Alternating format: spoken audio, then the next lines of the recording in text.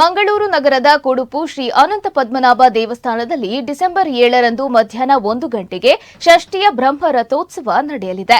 ಈಗಾಗಲೇ ಡಿಸೆಂಬರ್ 2ರಂದು ಬೆಳಗ್ಗೆ ಪ್ರಾರ್ಥನೆಯೊಂದಿಗೆ ಕೊಪ್ಪರಿಗೆ ಮುಹೂರ್ತ, ಮಧ್ಯಾಹ್ನ ಮಹಾಪೂಜೆ, ರಾತ್ರಿ ಮಯೂರ ವಾಹನೋತ್ಸವ, 3ರಂದು ಮಧ್ಯಾಹ್ನ ಮಹಾಪೂಜೆ, ರಾತ್ರಿ ವೃಷಭ ವಾಹನೋತ್ಸವ, 4ರಂದು ರಾತ್ರಿ ವಿಶೇಷವಾದ ಸರ್ವ ವಾಹನೋತ್ಸವ, 5ರಂದು ಬೆಳಗ್ಗೆ ಗಣಹೋಮ, ರಾತ್ರಿ ಕಟ್ಟೆ ಪೂಜೆಗಳು, ಗಜ ವಾಹನೋತ್ಸವ ನಡೆದಿದೆ.